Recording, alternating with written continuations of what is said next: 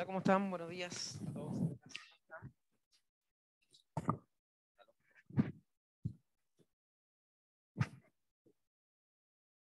¿Se escucha, muchachos?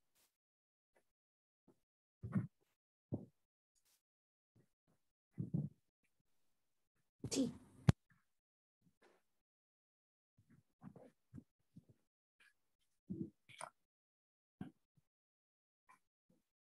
Hola, ¿cómo estamos?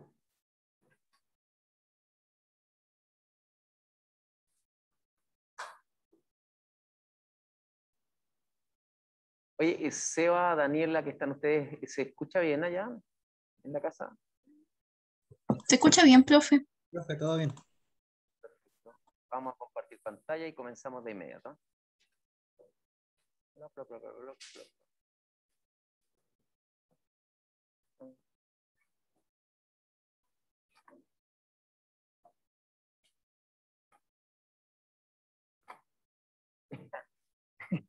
Una semana de receso y se me olvidó todo. Lo que he aprendido de aquí.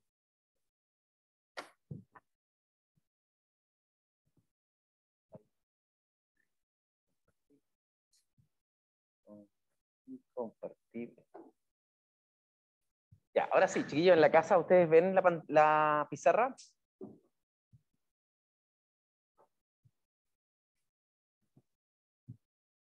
Sí, profe. Sí. Partábamos, no, pues ya entonces. Oye, mira, antes de partir la clase de hoy día, yo quiero mencionarle, porque hoy día empezamos con Gauss, ¿verdad? Mira, me hicieron un par de preguntas durante el receso respecto de la notación y que vamos a comenzar a discutir entonces porque se equivocan en la notación en algo que en verdad, si ustedes respetan el álgebra vectorial, es lo mismo, ¿verdad? Escrito de otra manera nada más. Me explico, mira. Cuando usamos la ecuación para calcular campo eléctrico con la integral, yo escribí esta ecuación en la pizarra. Esto no lo copien porque ya lo tienen, ¿ya?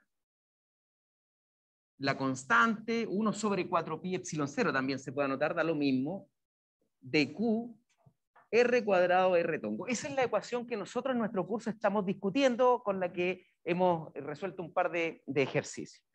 Pero me contaba que una estudiante o estudiante, no me acuerdo, que había visto esta notación. Insisto, la constante K se puede escribir como K, tal cual, o como 1 sobre 4 pi epsilon 0. Da lo mismo, ¿ya? Son constantes. Entonces, que había visto esta otra notación, R cubo, R vector. Y otra, una tercera, en una ayudantía, en otra clase, en un tutorial, qué sé yo, que era dq módulo R menos R' al cubo R menos R' vector. ¿Ok? Entonces, naturalmente, un estudiante que está tomando por primera vez este curso ve esas tres notaciones y dice, bueno, aquí algo no calza, porque... Pero en estricto rigor, sí, porque mira, veamos la segunda, pongámosle número a estas cuestiones para que nos orientemos y no nos perdamos. Mira, tenemos tres ecuaciones. La 1 y la 2, si yo tomo la definición de R tongo, ¿qué significa R tongo? ¿Verdad? Para cualquier vector, el que sea, ese acento circunflejo tongo, que no es de nuestro alfabeto, lo leemos así, ¿verdad? No existe para nosotros en nuestro idioma, se debe entender como el vector madre o padre que le da vida a este vector, en este caso si es R tongo, sería R vector, dividido por su módulo. Dividido por su módulo.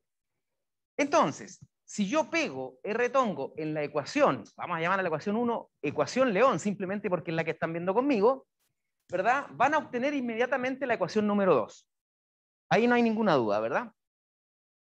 Es lo mismo escrito, en lugar de poner R tongo, pongo R vector. Ahora, en términos prácticos, ¿qué sería R? Acuérdate que nosotros tenemos lo siguiente. Tenemos un objeto cargado, ¿ok? Tenemos un punto donde deseo calcular el campo eléctrico. ¿Perfecto? Yo divido el objeto cargado en trozos pequeños de carga. Esos trozos pueden ser un dx, si es en una dimensión, un dA o ds si es una superficie, y un dB si fuese un volumen. ¿Ok? Y voy a tomar uno de esos trozos en azul, uno de esos trocitos, y lo vamos a unir con el punto P. Este es R, y por lo tanto, cuando en la ecuación número 1 aparece R en el denominador, R cuadrado, este que está aquí para los chiquillos que están en la casa, ese R es el módulo de este vector R, el módulo. Y R tongo sería un vector pintado de rojo que tiene la misma dirección y sentido que R, ¿verdad? Pero que vale 1. Ahí está R tongo. Si trabajo con la ecuación número 2, que por ahí iba la pregunta que me hacían en vacaciones, ¿verdad? Bueno, digo, estoy trabajando exactamente con el mismo vector R, todo igual. En cambio en la 3, aquí me detengo un poquito, porque hay una pequeña y sutil diferencia, pero es solo cosmética, porque la ecuación es la misma. Resulta que en la ecuación número 3, voy a tener que borrar, eso sí, para que me la entiendan, o hay más espacio, no, voy a borrar esto de acá.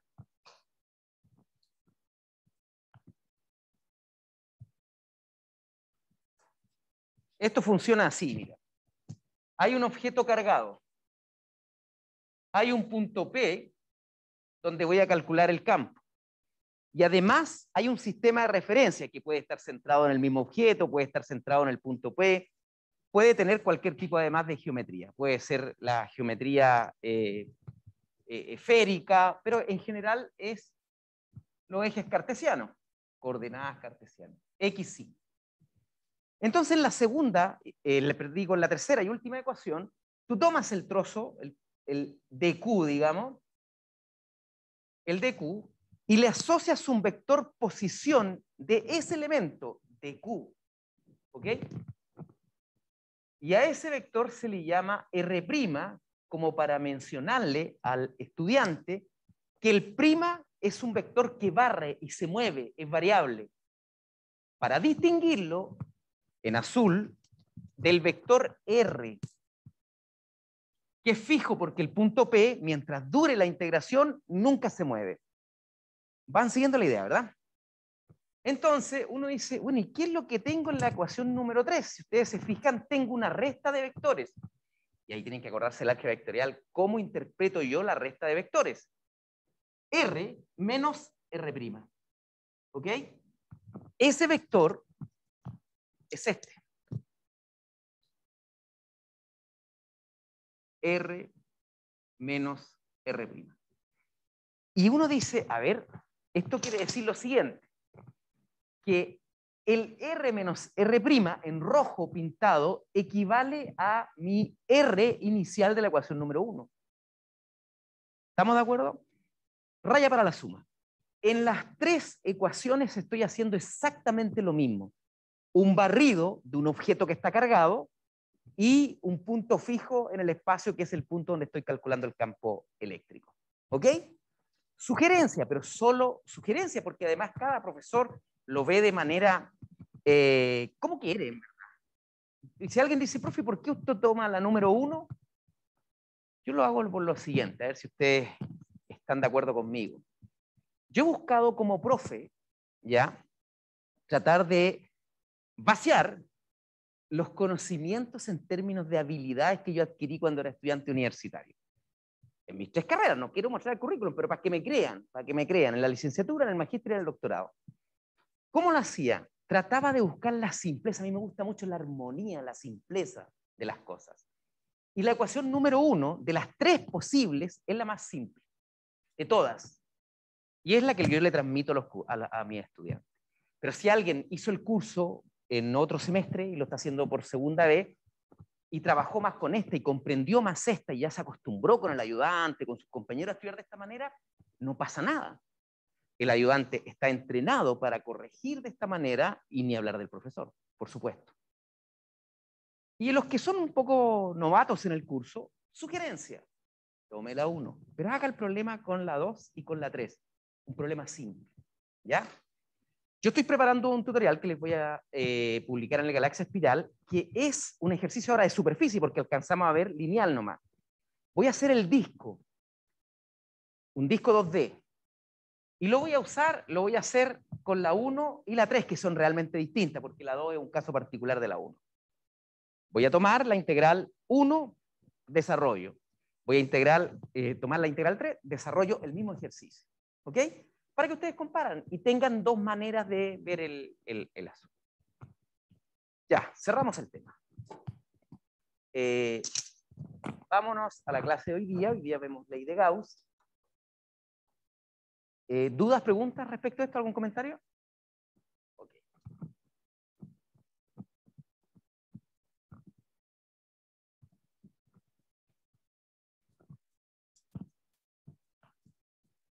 Miren.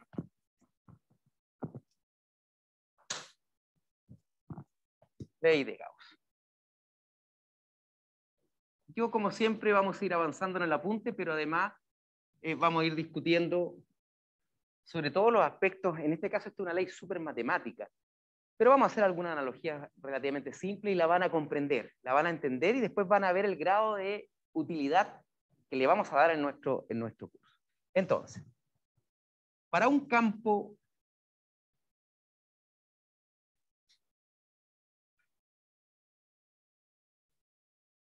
vectorial en general,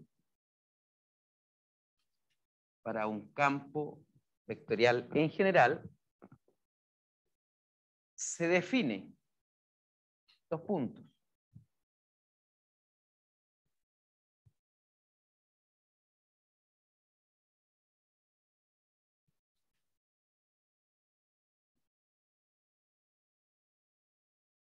Y ponemos el diccionario y yo les explico inmediatamente.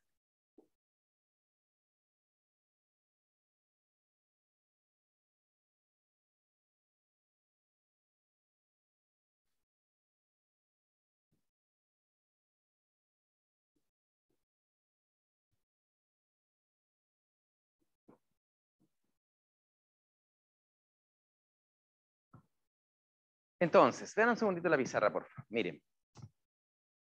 Primero vamos a partir por algo súper general y después lo vamos a particularizar al campo eléctrico. A nosotros nos interesa el campo eléctrico, pero es bueno que aprendan la ley de Gauss, que es general. Y es para cualquier campo vectorial, el que sea. ¿Y qué sería un campo vectorial distinto al campo eléctrico? Puede ser un campo magnético, puede ser el campo gravitatorio, que lo conversamos cuando introdujimos la idea de campo eléctrico. Podría ser un campo de velocidades, por ejemplo, la velocidad de una o más partículas, un campo de velocidades. En estricto rigor, cualquier vector, el que sea, que me represente, por supuesto, una magnitud física. Estamos dentro del contexto de la física. ¿Ok? Entonces, vamos a definir una magnitud física llamada flujo de, tiene un apellido, el apellido se lo da el campo vectorial que estoy considerando. En el contexto de esta asignatura sería el flujo de campo eléctrico, pero podría calcular el flujo de campo magnético, el flujo de campo gravitatorio, el flujo del campo que haya considerado. Ok, se define a través de una integral, y dentro de la integral hay dos vectores, el que me interesa, el campo vectorial, y un vector de S. El vector de S, el vector de S se define perpendicular a la superficie que estoy considerando. Es un vector de superficie. Voy a hacer aquí una especie así de dibujito para indicar que es un vector perpendicular a la superficie que estoy considerando. Fíjate que si la superficie no es plana y tiene alguna curvatura, porque es parte de una esfera, el manto de un cilindro o cualquier otra estructura curva, ese plano que está dibujado sería un plano tangente a la superficie curva en algún punto de interés donde me es interesante calcular el flujo. ¿Estamos de acuerdo? Ok. El campo vectorial atraviesa con algún ángulo, podría ser paralelo, podría no serlo, con algún ángulo θ, ese elemento de superficie que yo estoy considerando. ¿Ok? ¿Y qué nos acordamos de nuestro curso Física General 1, el 110, o de la matemática, ¿verdad? Que B punto ds, el producto punto de dos vectores, se calcula tomando el módulo del primer vector, el módulo del segundo vector, por el coseno del ángulo que forman ambos vectores. ¿Ok? Entonces el flujo se maximiza, ¿no es cierto? El flujo es máximo cuando el ángulo es 0. Los dos vectores son paralelos, el coseno vale 1 y tengo el máximo flujo. ¿Ya? Si teta igual a 0 grados, entonces el flujo es máximo. El flujo es máximo. Y si teta igual pi medio, o 90 grados, lo pueden escribir en sexagesimal, entonces el flujo es 0. Claro, porque si el ángulo entre el elemento de superficie y el campo vectorial es 90 grados, el coseno 90 vale 0. Y por ende me quedo con flujo nulo. Y aquí vienen los cuadros pictóricos que a mí me encanta tratar de confeccionar en la cabeza para interpretar estas cuestiones que son súper abstractas en lo matemático. Y viene lo siguiente, mira. Está hecho, por si les interesa, justamente el video número 2 de los tutoriales que hice, siempre con simulaciones, habla de ley de Gauss, y ahí con dibujito y una simulación les muestro lo siguiente, miren. Vamos a suponer que el campo vectorial es el campo de velocidades de gotas de lluvia que están cayendo. ¿Estamos de acuerdo? Vamos a partir con el caso más simple. No hay viento, así que caen perfectamente horizontal, vertical. ¿Ok? No hay viento, no hay ángulo, caen perfectamente de manera vertical. Entonces, si quiero calcular el flujo de ese campo, debo definir alguna superficie. Vamos a suponer que quiero acopiar agua en un recipiente, agua de lluvia, para cualquier finalidad, la que sea, y vamos a poner un recipiente tipo balde, ¿ya? Un balde, no tipo balde. Un recipiente con esa forma. El agua cae, este sería mi campo vectorial, el agua lluvia, ¿ok? Que en este caso lo estoy tomando vertical. Y voy a tomar como elemento de superficie para calcular el flujo a través de la superficie, esta superficie que queda, está abierta, es matemática, es ficticia, que queda comprendida en el plano encerrado por la circunferencia del balde. O sea, en el fondo la entrada. ¿Se entiende la idea, verdad? Entonces, en el fondo, en este caso particular, en este ejemplo, ese flujo va a corresponder a la cantidad de agua en metros cúbicos, en centímetros cúbicos, en litros, que está entrando, ¿verdad?, a través de esa boca, ¿ya? Esa superficie. Ok, vamos a suponer ahora que se levanta un viento más o menos importante, y ahora el campo de velocidades que me representa, todo esto ustedes lo pueden copiar, pero lo vamos poniendo al ladito, yo no voy a escribir eso como materia, porque es simplemente para darle un cuadro pictórico a lo que yo estoy diciendo. Entonces, mantenemos el balde en su posición original, pero ahora el campo de velocidades, producto de un tremendo viento que hay, cambió. Pregunta, ¿el flujo se modifica? Claro que se modifica porque el vector ds es perpendicular a la superficie considerada. ¿Ok? Entonces, naturalmente, suponiendo que ya estamos en un huracán y el viento hace que el agua lluvia esté moviéndose horizontalmente en una parte del terreno, en la superficie de la Tierra, literalmente horizontalmente, no tengo flujo, ¿verdad? Porque en ese caso ds, el vector ds, es perpendicular a el vector campo de velocidades. ¿Ok? Muy bien. Una manera entonces de cambiar el flujo es cambiar el campo vectorial. Otra manera es cambiar el balde, ¿no es cierto? La orientación. Si es que esto se mantiene, ¿verdad?, constante, en el caso de arriba, vertical, yo puedo cambiar el flujo cambiando el balde. Y si lo pongo con la boca completamente vertical, ahí el vector de ese apunta para allá, es horizontal, 90 grados, tengo flujo 0. Nadie va a copiar agua, ¿no es cierto?, con esa posición para el balde. ¿Ok? Muy bien. Ahora, esto que está aquí, que me representa el agua de lluvia, podría representar otra cosa. Por ejemplo, quiero calcular el flujo de agua que pasa ahora que viene el de hielo, se supone. El poco hielo que tenemos en la alta cordillera se va a derretir. Aumentan los caudales de los ríos, entonces yo me podría ir ahí al cajón del Maipo y medir el flujo del río Maipo o acá más cerca, el río Mapocho. ¿Ok? Me debo parar en un puente cualquiera, ¿verdad? Y definir una superficie. Vamos a suponer que este es, imaginando, este es el fondo del río, aquí están las paredes para canalizar el río Mapocho, ¿verdad? En la parte de la ciudad, y aquí está el puente, aquí arriba. Entonces, yo podría definir esta superficie imaginaria debajo del puente, hasta el suelo y las paredes, como la superficie en la que va a estar atravesando el agua. ¿Ok? Y ahí el campo de velocidad, vamos a suponer, primer modelo simple, es constante. ¿Ok? Y voy a entonces tener el flujo de agua.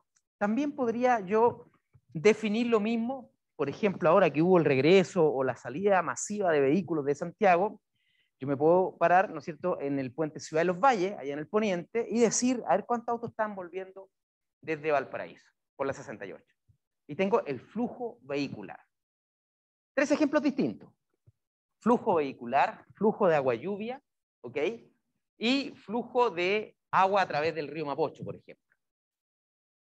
Si esto ahora, en lugar de ser algo que se está moviendo, es un campo más abstracto como el campo eléctrico, lo que voy a tener es flujo de campo eléctrico. Ese es todo el cuento. Entonces, imagínense siempre la situación, traten de regresar a la idea de acopiar agua-lluvia, para imaginarse el flujo de agua.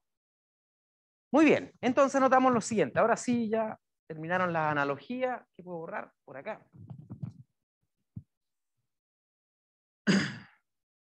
Oye, ¿sabes que no sé si es por el receso, pero como que no me acostumbro con la mascarilla? Estuvo bueno no estar con mascarilla un buen tiempo. Pero bueno, nos acostumbraremos de nuevo. Todo es costumbre. Entonces, si el campo vectorial,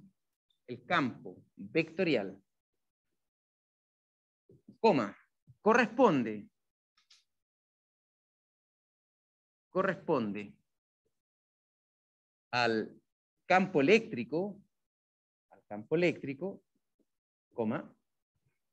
entonces el flujo será simplemente la integral de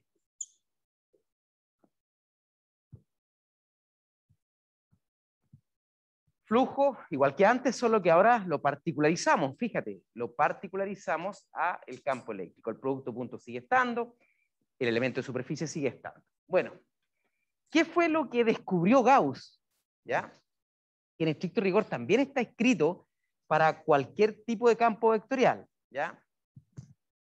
En particular,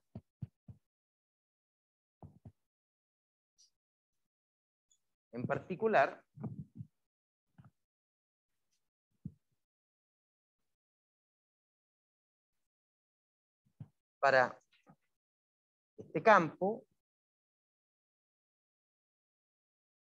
se tiene dos puntos,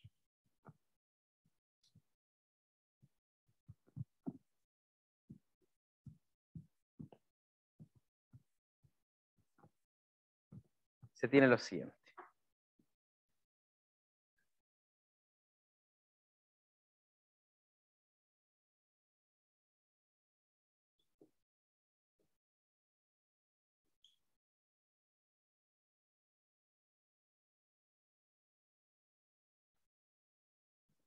Esto es lo que se conoce como ley de Gauss. Yo les voy a poner naturalmente el diccionario.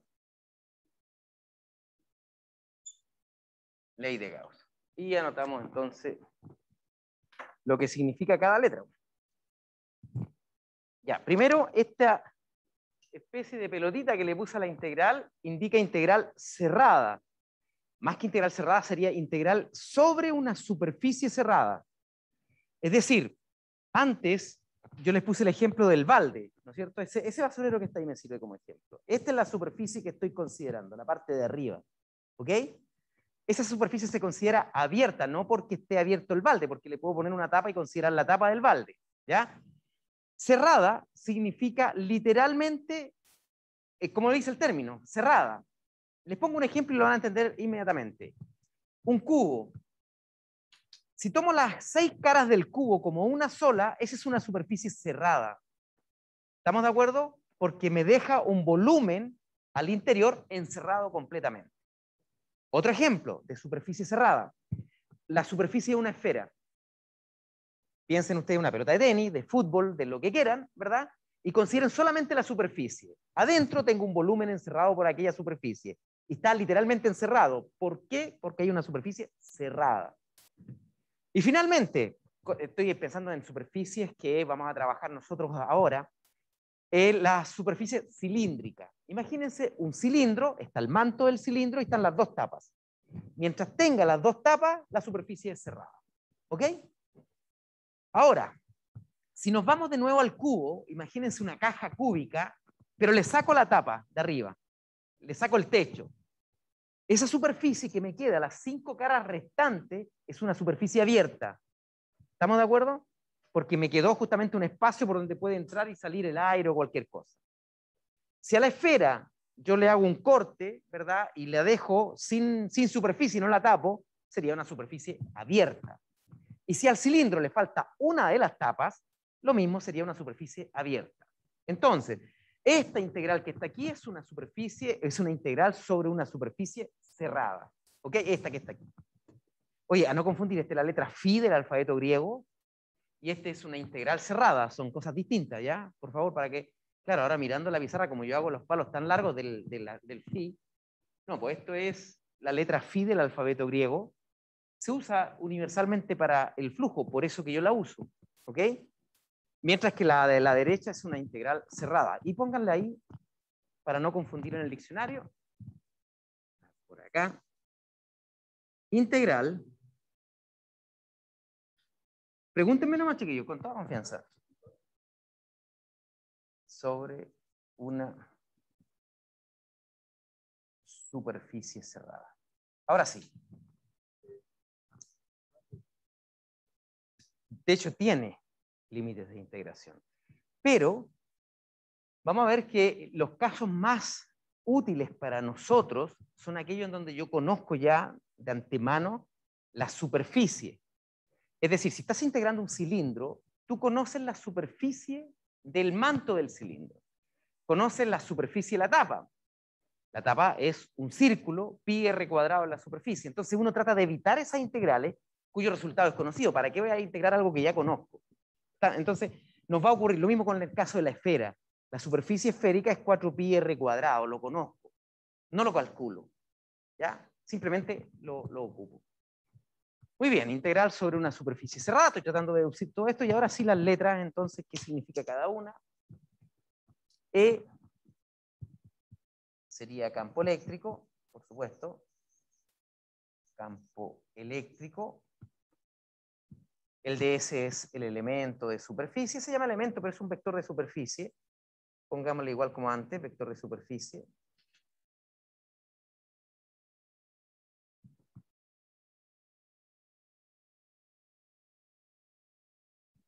Q.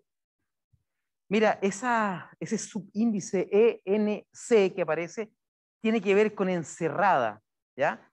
Si ustedes le quieren poner otro nombre, de hecho yo uso eso que está ahí, en algunos apuntes aparece de otra manera, pero me parece como que me recuerda siempre que el término encerrado. Entonces sería carga encerrada. Carga encerrada. Y me está quedando epsilon, esta es la letra epsilon, se llama permitividad.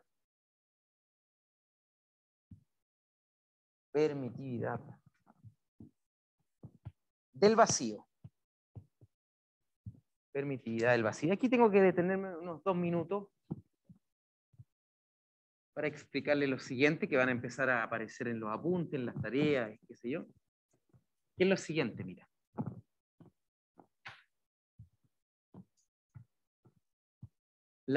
Lo copiamos como materia. La permitividad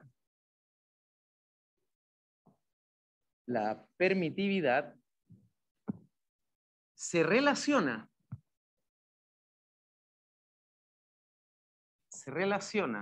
con la constante K usada anteriormente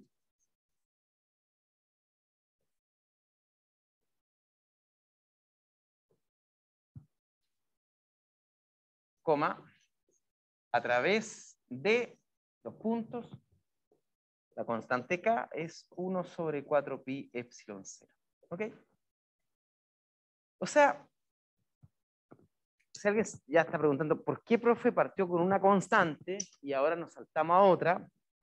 Porque en verdad nosotros acostumbramos en este curso, y no solamente nosotros los profes de la USM, sino que en realidad en todos los cursos que se dimos, es cosa de ver los libros nomás internacionales, hacemos el desarrollo histórico de la teoría. Cuando recién se descubrió esto de la ley de Coulomb, trabajamos con la constante K original. ¿Se recuerdan de lo que significa la constante K? ¿Qué cuantifica? Porque nosotros vimos esto en la ley de Coulomb. No lo copien, los que están en la casa tampoco. Vimos, lo hago aquí abajo, para que se recuerden, porque después de las fondas podrían estar medio olvidadas. Pero mira, F, la constante, carga 1, carga 2. Voy a poner la magnitud nomás, no la parte vectorial. Esa era la ley de Coulomb. ¿Se recuerdan, verdad? Ya. ¿Qué era la constante K? ¿Qué significaba físicamente? ¿Me pueden contestar también los chiquillos que están en la casa?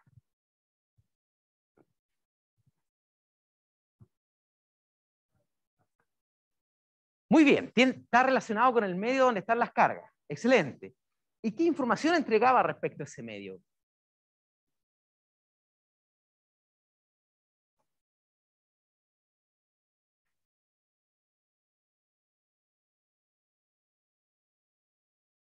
Bueno, yo les cuento si no se acuerdan. En el fondo es el apantallamiento a la fuerza de Coulomb que produce el medio.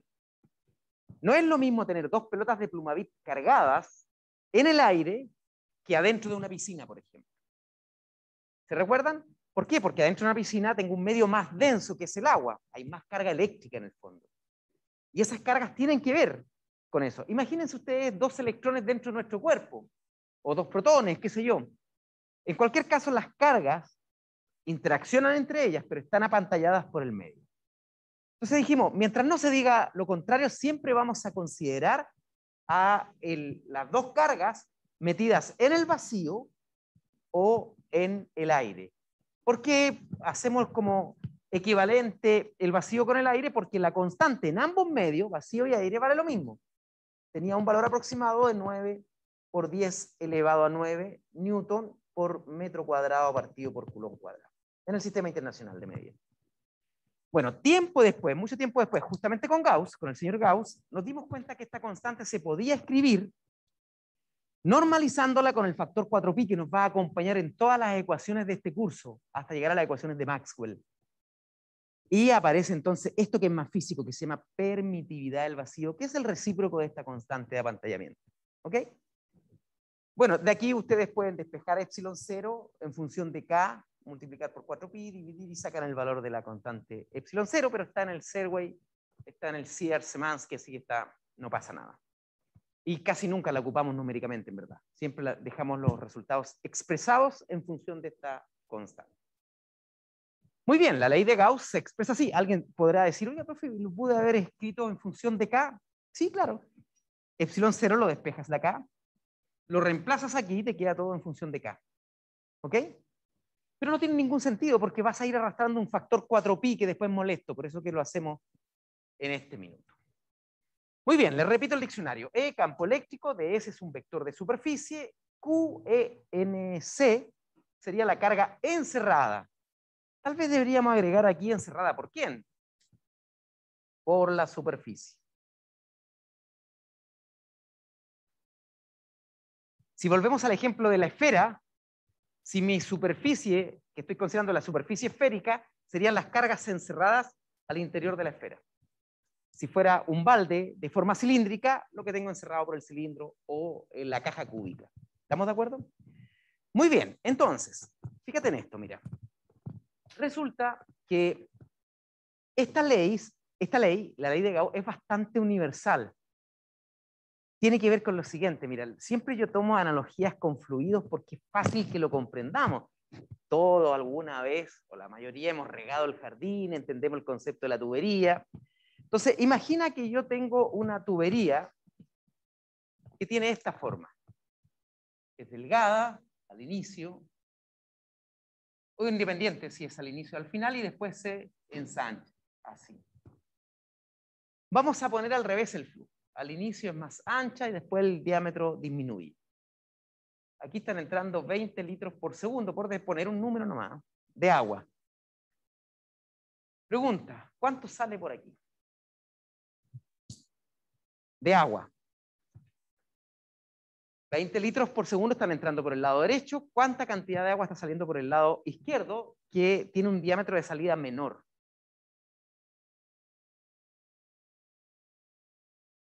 ¿Por qué lo mismo?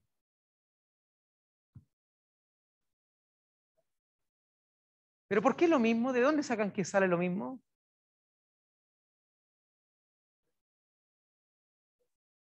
Claro, es que mira lo que dice él. Si esta manguera no tiene ningún agujero, ni tampoco está conectada a otra fuente de agua, lo que debiese salir es lo mismo, porque si no se me acumularía agua dentro de la manguera y se rompe. O se generarían zonas de vacío, si es que saliera más, ¿verdad? Si está entrando 20 y salen 40, ¿verdad? Bueno, la resta no me da. Entonces, si entran 20, tienen que salir 20. Claro, tal como dijo por allá alguien, cómo se acomoda la naturaleza sale más rápido. Por eso que en un río, cuando yo estoy con la parte más ancha del río, ¿verdad? El agua corre lentamente. La corriente es baja. Y cuando llega a la zona de los rápidos, ¿qué son las zonas de los rápidos? Estrangulamiento del flujo, nada más. O las orillas se acercan, o hay mucho bache en el camino, roca, etcétera, que hacen lo mismo en el fondo. Por eso que cuando queremos regar y no tenemos el aparato, ¿verdad?, para llegar más lejos con el agua y quiero llegar al último arbolito de allá, le pongo el dedo. Y lo que estoy haciendo es simplemente bajar la superficie de salida. Con eso aumento la velocidad de salida de la manguera. Y aquí viene el concepto importante. Eso significa, si yo considero esa forma de tubería como mi superficie cerrada y la cierro ahora, fíjate que cuando hablo de cerrar la superficie es matemáticamente hablando. ¿Ok? En este caso, matemáticamente hablando, yo podría decir que el flujo neto es cero. Lo que entra es igual a lo que sale. A no ser que hayan fuentes o sumideros. Esto es, si es que tuviese aquí una manguera adicional conectada a una llave donde está entrando 10 litros por segundo. Ahí tengo una fuente y por lo tanto 20 más 10, aquí salen 30. ¿Estamos de acuerdo? Y si tengo un agujero, tengo un sumidero que se llama, una pérdida. De nuevo, la entrada y la salida no son iguales. Tengo que saber cuánto sale por el sumidero. Eso es lo que me dice la ley de Gauss, solo que las fuentes son cargas positivas y las cargas negativas son los sumideros. ¿Estamos de acuerdo? Si tengo en mi superficie cerrada cargas positivas adentro, tengo campo distinto de cero que está saliendo, un flujo neto distinto de cero. Y si fuera negativo, tengo el campo hacia adentro y también tengo un flujo distinto de cero. ¿Ok? Y si no tengo carga, todo lo que entra por un lado sale por el otro de campo eléctrico y ahí tengo un flujo cero. ¿Ok? Eso es básicamente, recuérdenlo ustedes, pueden hacer ese dibujito al margen y recordarlo después. Entonces, ¿qué borramos? Quiero dejar la integral, voy a borrar el lado izquierdo. ¿Ya? Me interesa dejar la integral. Ya está presentado entonces la teoría. Teoría entre comillas, es un resumen, ustedes tienen que ver el libro, consulten con su ayudante, vean tutoriales, tienen que ir aumentando, este es como lo mínimo requerido para saber, pero tienen que complementarlo con otras fuentes. Ok, tengo la ley de Gauss presentada. Aparte, en nuestro curso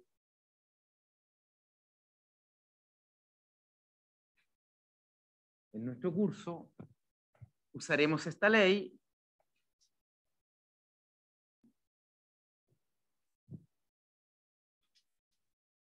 principalmente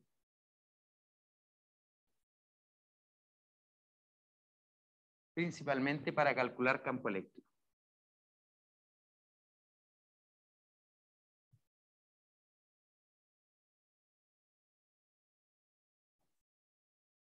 Principalmente para calcular campo eléctrico. Miren,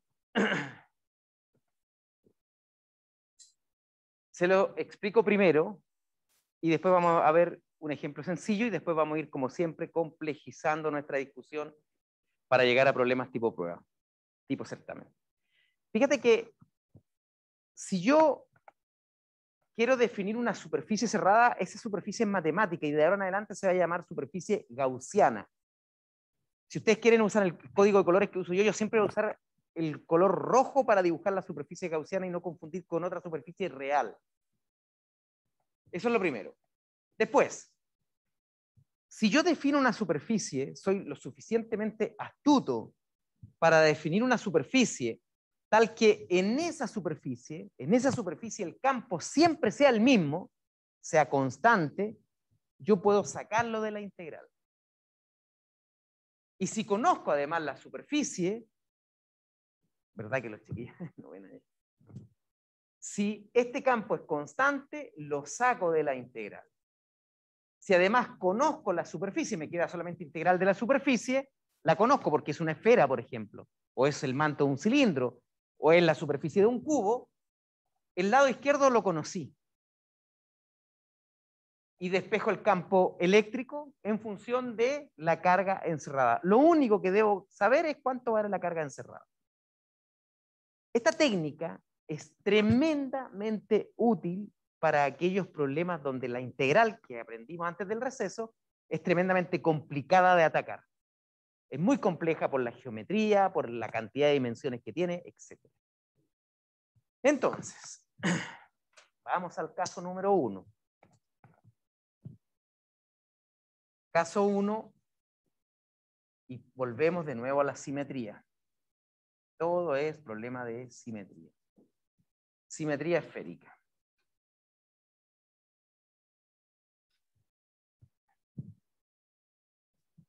Si tenemos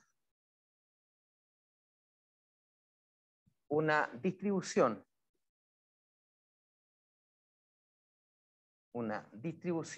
de carga con esta simetría,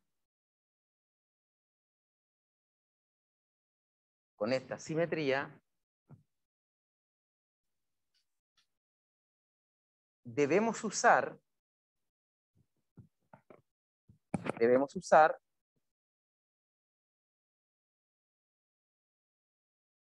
una superficie gaussiana esférica.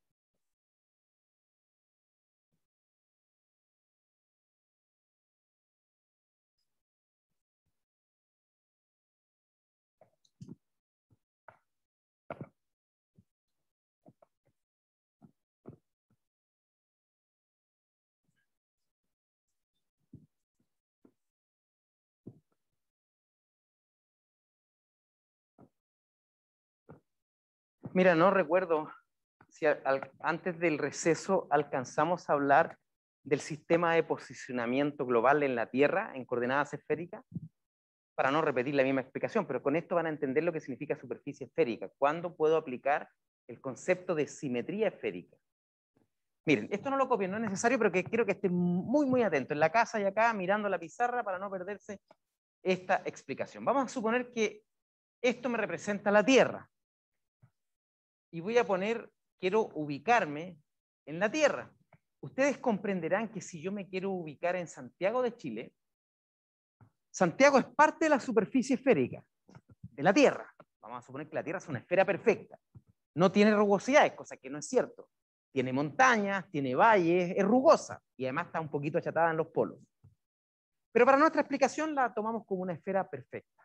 ¿Ok? Entonces uno dice, si yo me quiero ubicar en Santiago de Chile, ¿dónde está la universidad? Le doy las coordenadas al Uber para que me venga a buscar acá al campus San Joaquín.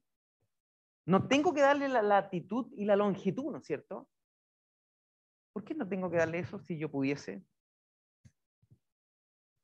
¿Entiendes lo que quiero decir, no es cierto? Porque si yo me quiero ubicar en la Tierra, tengo que dar latitud y longitud, que son las verdaderas coordenadas. Pero alguien podría decir, pero profe, ¿cómo le daré eso al Uber? Usted basta con que le diga que estamos en Agrícola con Viviana Maquena y el Uber va a llegar. Fíjate que para movernos en la superficie de Santiago, como es 2D, bastan dos datos, dos números, X e Y, que sería la calle y el número, o la calle y la otra calle, una intersección. Pero si yo le digo a alguien, oye, ¿sabes que juntemos a las 7 de la tarde en Vicuña Maquena? Podría estar en Plaza Italia, podría estar en Agrícola, o podría estar en Puente Alto. Y todas valen. ¿Cuándo puedo usar un solo dato? Cuando yo sé que estoy, por ejemplo, en la Panamericana Sur, basta dar el kilómetro donde estoy, un dato, y queda completamente determinado. Oye, el accidente ocurrió en el kilómetro 53 de la norte-sur, hacia el sur. Y me basta eso, porque estoy en una carretera que es 1D. En Santiago necesito dos datos, 2D. Y si ahora tengo un dron, estoy grabando desde arriba, lo que pasa en el campus, ¿qué tendría que agregarle para ubicar completamente dónde está el dron? La altura, 3D. X, Y, Agrícola con Vicuña Maquena, 500 metros de altura, si es que tuviese el alcance del dron. 3D. Entonces alguien dice, oiga, profe, entonces en la Tierra démonos un X, un Y y un Z y ubicamos un punto en la Tierra. Hagamos eso entonces. Fíjate que voy a ubicar aquí una ciudad en el hemisferio norte. Tengo una ciudad cualquiera y yo digo, esto está más o menos fácil, bajo al plano ecuatorial y aquí yo puedo proyectar en X y en Y, como lo hago en coordenada, y la altura además, para el eje Z.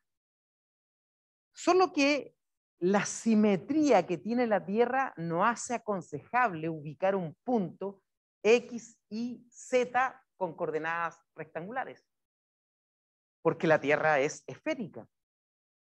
No es plana. Santiago tampoco lo es. Pero alguien me podría decir por qué lo considero plano. Es un pedacito tan chiquitito que es un plano. ¿Estamos de acuerdo con eso?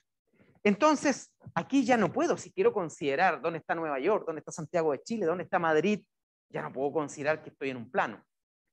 Entonces, ocupo más o menos la misma idea, solo que cuando bajo la perpendicular al plano del ecuador, defino este ángulo como el ángulo phi, defino este ángulo como el ángulo θ, el que hace, ¿verdad?, esa línea que une el centro de la Tierra con la ciudad, y esta distancia, que en coordenadas esféricas sería r, para mí es fija, porque es el radio de la Tierra, tomándola como una esfera perfecta. Entonces, si yo me quiero ubicar en la Tierra, solo requiero este número phi y este número θ. El radio terrestre no, porque es igual para todos. Entonces, fíjate, el ángulo θ me define una línea aquí, que da toda la vuelta, y que si yo bajo en ángulo θ, tengo otra línea y tengo otra línea. ¿Cómo se llaman esas líneas? No. Claro, pero ¿cómo se llaman esas líneas? Las distintas. θ me define una de esas líneas. ¿Eh? ¿Cómo? No te escucho. No. En la casa también pueden participar.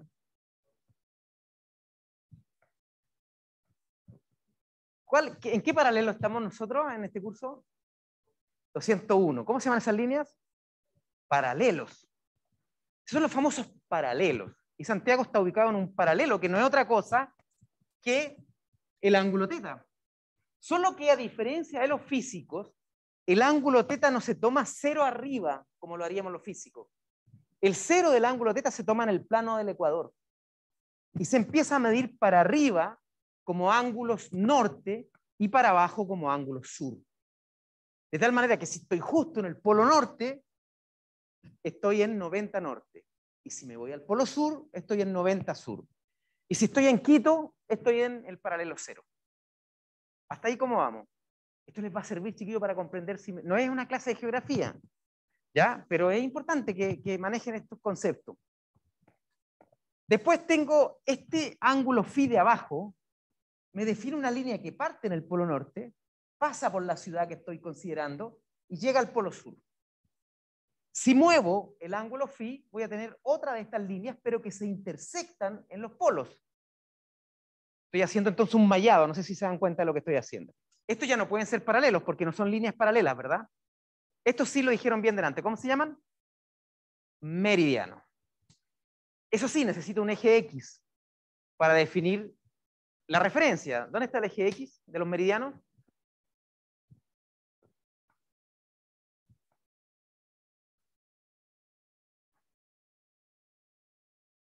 ¿Dónde estaría la referencia en el fondo? En la ciudad de Greenwich, en Inglaterra. El famoso meridiano de Greenwich. O sea, ya no sé si tan famoso. Lo que pasa, chiquillos, es que, bueno, no importa si no lo saben, no es terrible, pero tienen que entender el concepto de simetría esférica. Solo como anécdota, es fome hablar de los tiempos de uno, pero en mi tiempo, para entrar a la universidad, yo tenía que dar una prueba por obligación que se llamaba geografía. Del mundo, no de Chile. Del mundo mundial. Y claro, yo de repente sé que conversó con mi hijo y le cuento, oye, viajé, estuve en tal parte. ¿Dónde queda papá?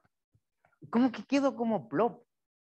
Pero no es terrible, después me doy cuenta que ellos lo buscan y chao, o sea, cambiamos nomás. No sé si es para bien que hayan sacado geografía e historia.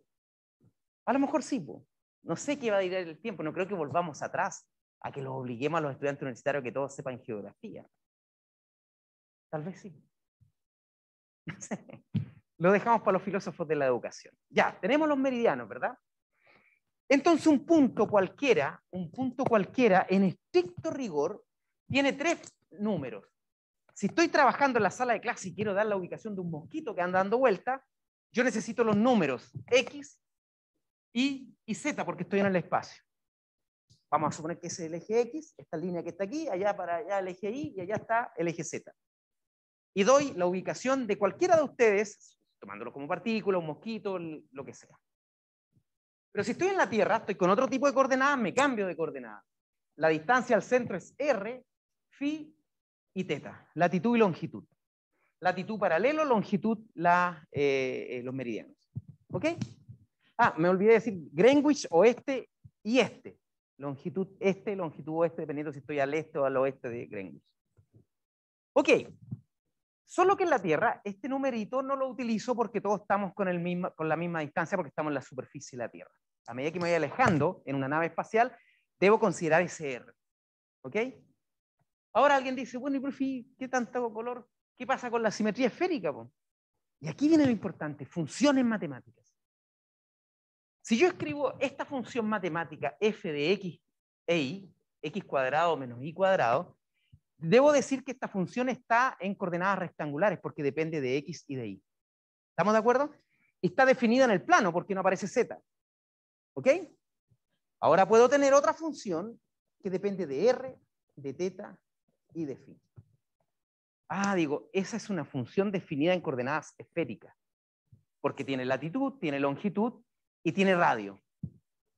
Y aquí viene la magia de esto, que ojalá nunca se olviden.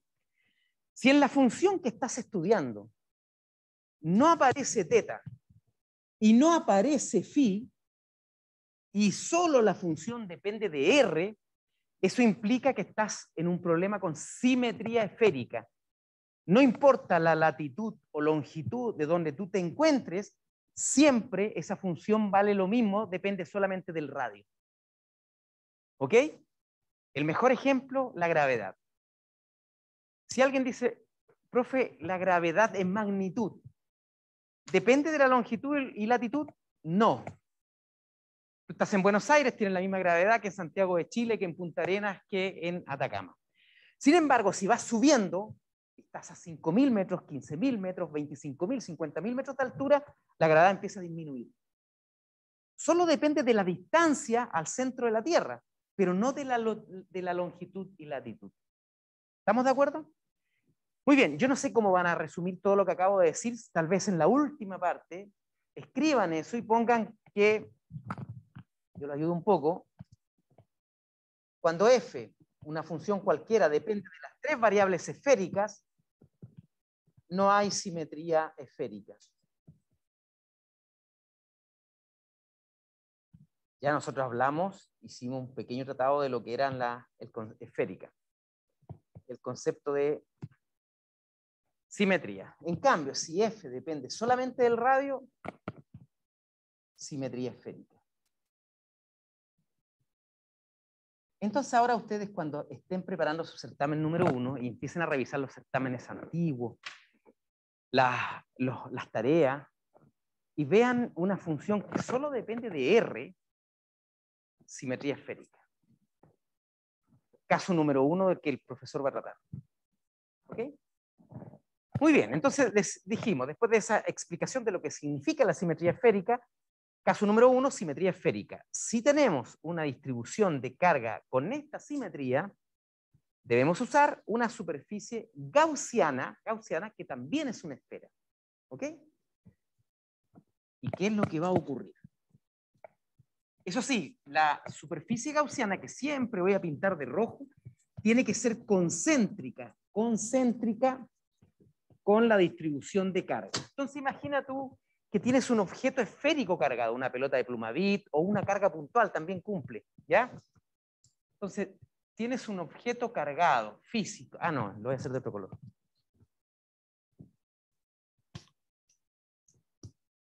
Tiene que tener simetría esférica, ¿ya?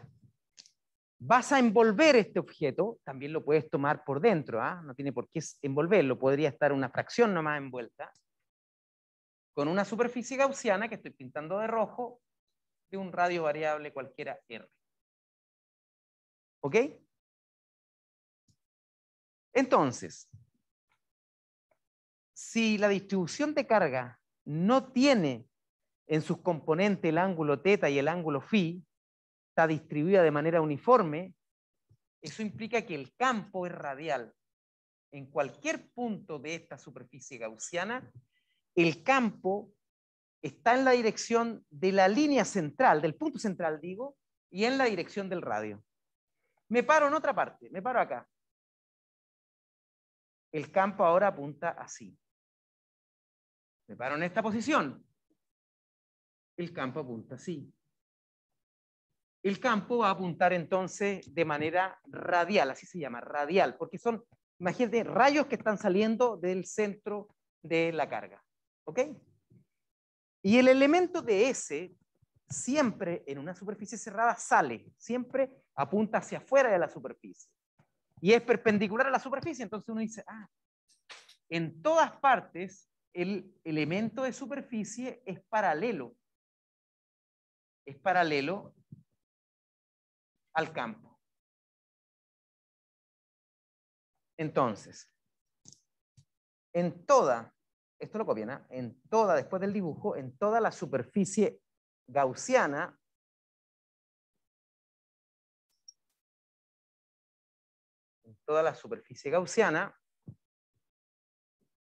E es paralelo con DS. Y por lo tanto, el producto punto se puede escribir simplemente como el producto de dos números, E de S, sin vectores. Pero además, si estoy en una superficie gaussiana concéntrica con la carga, todos los puntos que pertenecen a Gauss, a la superficie de Gauss, están a igual distancia del radio. ¿Y se acuerdan lo que dije de la gravedad? Si estoy en la superficie de la Tierra, no importa si estoy en Punta Arenas, en Madrid o en Miami, la gravedad es la misma, porque estoy a igual distancia del centro de la Tierra. Todos estos puntos que están aquí están a igual distancia del centro de la carga. Por lo tanto, la magnitud del campo es constante en toda la superficie gaussiana. ¿Ok? Además, magnitud constante en toda la superficie gaussiana. En toda la superficie de Gauss.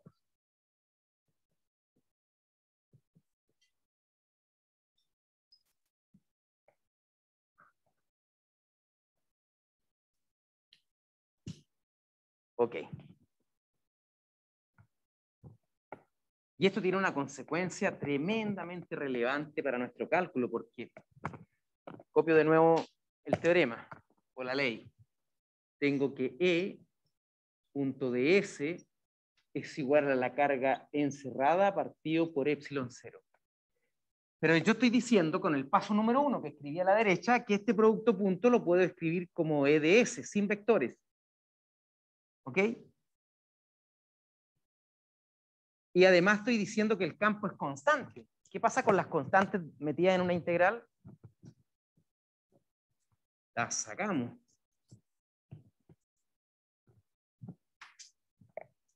Fuera, ¿verdad? ¿Qué nos queda? La integral de una superficie, y aquí te cobro la palabra de lo que te decía antes. Esta superficie es conocida, no tengo que buscar cuáles son los límites de integración, porque ¿a qué correspondería esta superficie? Pero antes de poner la expresión matemática, ¿pero de qué esfera en particular? Ahí sí, de la superficie gaussiana. Esta es la superficie de Gauss, esa rojita que estoy poniendo ahí. ¿Y cuánto vale ahora sí la superficie de una esfera?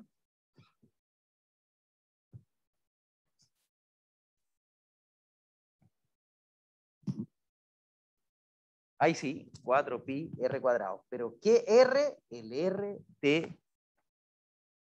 de la superficie de Gauss. ¿Ok?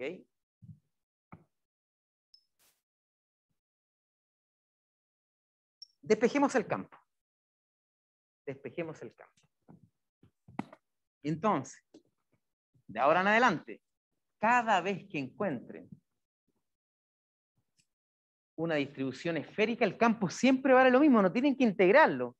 Vale la carga encerrada dividido por 4pi r cuadrado epsilon 0. Solo que ordenamos esto un poquito, pongo el epsilon 0 antes del r cuadrado, en magnitud. Si le quiero dar un carácter vectorial a este resultado, como había dicho en el dibujo anterior, el carácter vectorial se lo da el hecho de que el campo siempre apunta hacia afuera, es radial, ¿ok? Y por lo tanto, carga encerrada, partido por 4pi epsilon 0, r cuadrado según r tronco. Este que está acá, el primero, la magnitud del campo, lo encierran en un doble cuadrito y le ponen al ladito de otro color.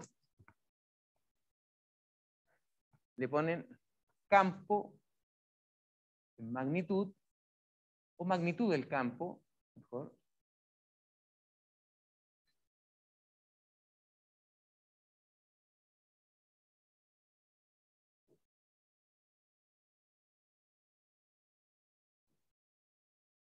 ¿Alcanza a salir esto en la pizarra, chiquillo? ¿O se pierde?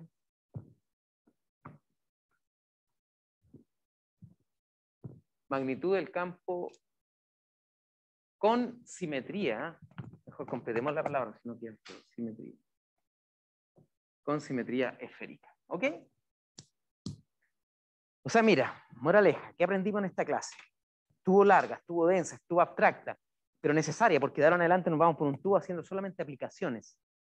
Y van a quedar, pero totalmente entrenados para el certamen número 1. Cada vez que nos encontremos con una distribución esférica, una esfera cargada, un cascarón esférico, un pedazo de esfera que tiene un hueco en el centro, 2 esferas concéntricas, 3 esferas concéntricas, cascarones, etc., el resultado siempre es lo mismo. Carga encerrada, 4pi epsilon 0 r cuadrado. Claro, el trabajo no crean que es tan facilito porque tiene un bemol. Esta se debe calcular. ¿Cuánto vale? Y por ahí puede aparecer una integral, pero generalmente son simples las integrales. ¿Ok? Mira, la próxima clase vamos a, sin salirnos de la simetría esférica, Vamos a resolver un problema. Si ustedes pueden y tienen tiempo, no es obligación, siempre le he dicho lo mismo, porque ustedes tienen tutoriales oficiales USM, y el canal mío, el Galaxia Espiral, es un canal personal, que yo hago tutoriales, pero no solamente para ustedes, sino que para todo el mundo que lo quiera ver. El canal, el tutorial de ley de Gauss, yo ataco un problema con grado de dificultad de certamen. Y en clase voy a hacer uno distinto, también con el nivel de dificultad de lo que sería un problema de certamen. Y con esas dos discusiones, si la ven, estaríamos más o menos bien con respecto a la simetría esférica. La simetría cilíndrica es bastante más trivial, más simple. Son los hilos infinitos, son cilindros cargados. Igual lo tenemos que revisar. Y lo vamos a hacer también el jueves. ¿Ok? ¿Dudas, preguntas? ¿Comentarios?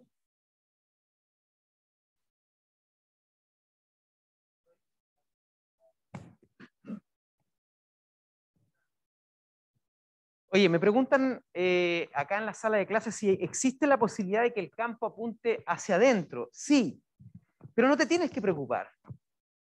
Si la carga que está encerrada por Gauss es negativa, aquí, fíjate bien, donde yo les pedía calcular, eso es negativo.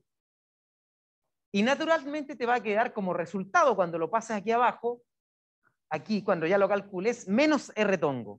O sea que ahora el campo quedó apuntando para adentro. Mira, la pregunta que se me ocurrió ahora que tú hiciste eso, es la siguiente, es otra. Profesor, ¿en qué caso me pueden poner un problema donde no pueda aplicar Gauss, pero me podría confundir? Por ejemplo, que a una esfera, te pongan una esfera cargada, te pongamos, porque yo soy parte de lo que escribimos en la prueba, te pongamos una esfera cargada que le falte un trozo, así como cuando uno va a la feria y pide, bueno, antiguamente, ahora ya no se hace, y que la sandía le sacaran un pedazo para verla y probarla. Ya no me acuerdo, calar la sandía, no me acuerdo. Aún se hace, ¿viste? Entonces, si yo saco ese pedazo de sandía, suponiendo una sandía totalmente esférica, y la boto, ya no hay simetría esférica, porque le falta un trozo. ¿Estamos de acuerdo? O sea, la mitad de una esfera, un cuarto de esfera, octavo de esfera, si la esfera no está completa, no hay una simetría esférica. Y no puedo aplicar Gauss. Y alguien dirá, ¿y cómo lo hace, profe? Con el mecanismo de la integral directa de volumen. ¿Ok? Ya pues, chiquillos. Que tengan una buena tarde y bienvenidos a las clases. Oye, ¿hay alguna duda? Hoy tengo un chat acá, pero yo no puedo ver el chat, chiquillos. Me tienen que hablar por el micrófono. Pero igual lo voy a leer ahora. A ver, veamos. ¿Todo bien? ¿Todo bien?